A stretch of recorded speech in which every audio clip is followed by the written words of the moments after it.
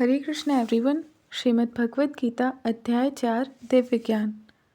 भगवान श्री कृष्ण ने कहा, मैंने इस अमर योग विद्या का उपदेश सूर्यदेव विवस्वान को दिया और विवस्वान ने मनुष्यों के पिता मनु को उपदेश दिया और मनु ने इसका उपदेश इक्ष्वाकु को दिया। इस प्रकार यह परम विज्ञान गुरु परंपरा द्वारा प्राप्त किया गया और राजर्षियों ने इसी विधि से इसे समझा, किंतु कालक्रम में यह परंपरा छिन्न हो गई, अतः यह विज्ञान यथा रूप में लुप्त हो गया लगता है। आज मेरे द्वारा वही यह प्राचीन योग यानी परमेश्वर के साथ अपने संबंध का विज्ञान तुमसे कहा जा रहा है, क्योंकि तुम मेरे भक्त तथा मित्र हो, अतः तुम इस विज्ञान के दिव्य रहस्य को समझ सकते हो। अर्जुन ने कहा, सूर्यदेव विवस्वान आपसे पहले हो चुके ज्येष्ठ हैं, तो फिर मैं कैसे समझूं कि प्रारंभ में भी आपने उन्हें इस विद्या का उपदेश दिया था। श्री भगवान ने कहा, तुम्हारे तथा मेरे अनेकानेक जन्म हो चुके हैं, मुझे तो उन सबका स्मरण है, किंतु हे परंतप, तुम्हें उनका स्मरण नहीं रह सकता। यद्यपि मैं अजन्मा तथा अविनाशी हूँ और यद्यपि मैं समस्त जीवों का स्वामी हूँ, तो भी प्रत्येक युग में मैं अपने आदि दिव्य रूप में प्रकट होता हूँ। हे भरतवंशी, जब भी और जहाँ भी धर्म का पतन होता है और अधर्म की प्रधानता होने लगती है, तब तब मैं अवतार लेता हूँ। भक्तों का उद्धार करने, दुष्टों का विनाश करने तथा धर्म की फिर से स्थापना करने के लिए मैं हर युग में प्रकट होता हूँ। हे अर्जुन, जो मेरे आविर्भाव तथा कर्मों की दिव्य प्रकृति को जानता है, वह इस शरीर को छोड़ने पर इस भौतिक संसार में पुनः जन्म नहीं लेता, अपितु मेरे सनातन धाम को प्राप्त होता है। आसक्ति, भय तथा क्रोध से मुक्त होकर, मुझ में पूर्णतया तन्मय होकर और मेरी शरण में आकर बहुत से व्यक्ति भूतकाल में मेरे ज्ञान से पवित्र हो चुके हैं। इस प्रकार से उन सबों ने मेरे प्रति दिव्य प्रेम को प्राप्त किया है। जिस भाव से सारे लोग मेरी शरण ग्रहण करते हैं, उसी के अनुरूप मैं उन्हें फल देता हूँ। हे पार्थ, प्रत्येक व्यक्ति सभी प्रकार से मेरे पद का अनुगमन करता है। इस संसार में मनुष्य सकाम कर्मों में सिद्धि चाहते हैं, फलस्वरूप वे देवताओं की पूजा करते हैं। निसंदेह इस संसार में मनुष्य को सकाम कर्म का फल शीघ्र प्राप्त होता है। प्रकृति के तीनों गुणों और उनसे संबंध कर्म के अनुसार मेरे द्वारा मानव समाज के 4 विभाग रचे गए। यद्यपि मैं इस व्यवस्था का सृष्टा हूँ, किंतु तुम ये जान लो कि मैं इतने पर भी अव्ययी अकर्ता हूँ। मुझ पर किसी कर्म का प्रभाव नहीं पड़ता, न ही मैं कर्मफल की कामना करता हूँ। जो मेरे संबंध में इस सत्य को जानता है, वह कभी भी कर्मों के फल के पाश में नहीं बनता। प्राचीन काल में समस्त मुक्तात्माओं ने मेरी दिव्य प्रकृति को जान करके ही कर्म किया, अतः तुम्हें चाहिए कि उनके पदचिन्हों का अनुसरण करते हुए अपने कर्तव्य का पालन करो। कर्म क्या है और अकर्म क्या है, इसे निश्चित करने में बुद्धिमान व्यक्ति भी मोहग्रस्त हो जाते हैं। अतएव मैं तुमको बताऊंगा कि कर्म क्या है, जिसे जानकर तुम सारे अशुभ से मुक्त हो सकोगे।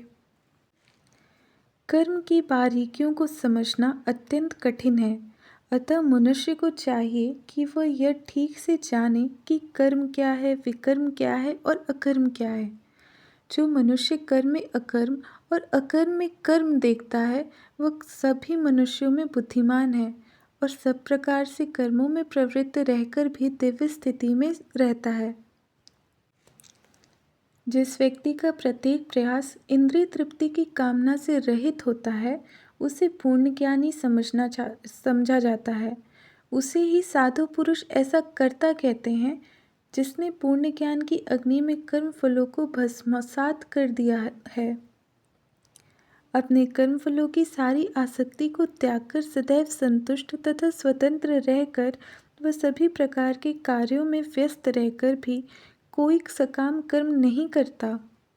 ऐसा ज्ञानी पुरुष पूर्ण रूप से संयमित मन तथा बुद्धि से कार्य करता है, अपनी संपत्ति के सारे स्वामित्व को त्याग देता है और केवल शरीर निर्वाह के लिए कर्म करता है।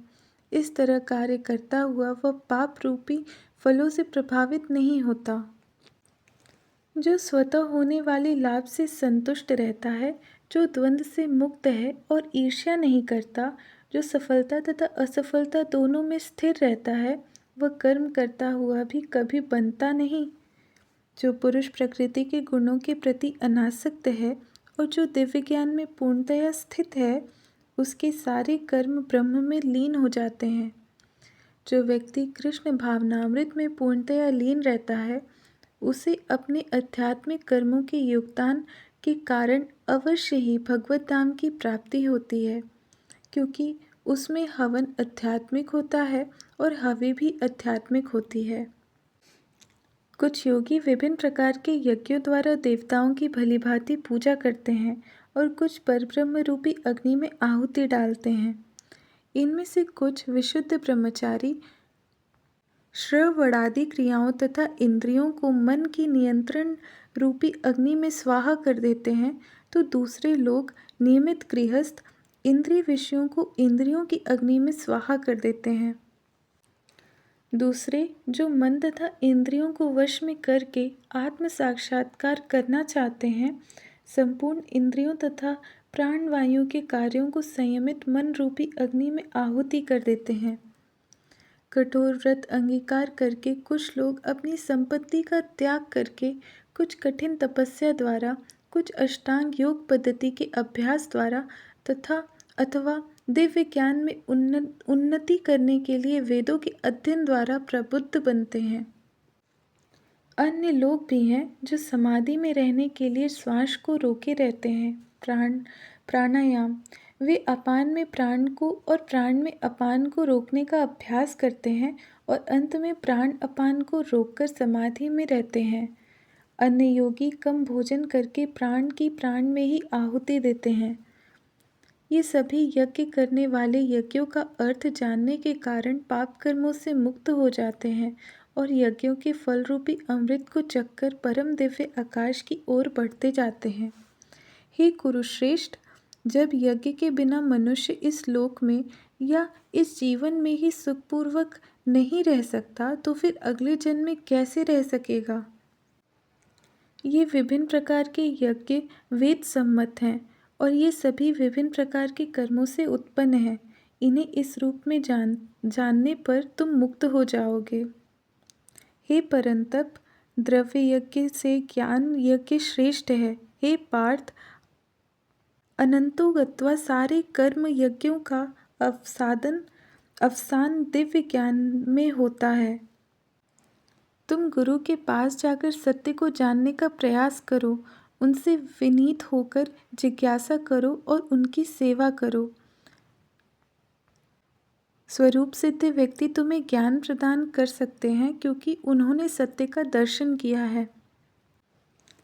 स्वरूप सिद्ध व्यक्ति से वास्तविक ज्ञान प्राप्त कर चुकने पर तुम पुनः कभी ऐसे मोह को प्राप्त नहीं होगे, क्योंकि इस ज्ञान के द्वारा तुम देख सकोगे कि सभी जीव परमात्मा के अंश स्वरूप हैं, अर्थात वे सब मेरे हैं। यदि तुम्हें समस्त पापियों में भी सर्वाधिक पापी समझा जाए, तो भी तुम दिव्य ज्ञान रूपी नाव में स्थित होकर दुख सागर को पार करने में समर्थ होगे। जैसे प्रज्वलित अग्नि ईंधन को भस्म कर देती है, उसी तरह हे अर्जुन, ज्ञान रूपी अग्नि भौतिक कर्मों के समस्त फलों को जला डालती है। इस संसार में दिव्य ज्ञान के समान कुछ भी उदात्त तथा शुद्ध नहीं है। ऐसा ज्ञान समस्त योग का परिपक्व फल है। जो व्यक्ति भक्ति में सिद्ध हो जाते हैं, वह यथासमय अपने अंतर में इस ज्ञान का अवसादन करता है। जो श्रद्धालु दिव्य ज्ञान में समर्पित है और जिसने इंद्रियों को वश में कर लिया है, वह इस ज्ञान को प्राप्त करने का अधिकारी है और इसे प्राप्त करते ही वह तुरंत आध्यात्मिक शांति को प्राप्त होता है। किंतु जो अज्ञानी तथा श्रद्धा विहीन व्यक्ति शास्त्रों में संदेह करते हैं, वे भगवत भावनामृत नहीं प्राप्त करते, अपितु नीचे गिर जाते हैं। संशयात्मा के लिए न तो इस लोक में न ही परलोक में कोई सुख है। जो व्यक्ति अपने कर्म फलों का परित्याग करते हुए भक्ति करता है और जिसके संशय दिव्य ज्ञान द्वारा विनष्ट हो चुके होते हैं, वही वास्तव में आत्मपरायण है। हे धनंजय, वह कर्मों के बंधन से नहीं बनता। अतएव तुम्हारे हृदय में अज्ञान के कारण जो संशय उठे हैं, उन्हें ज्ञान रूपी शस्त्र से काट डालो। हे भारत, तुम योग से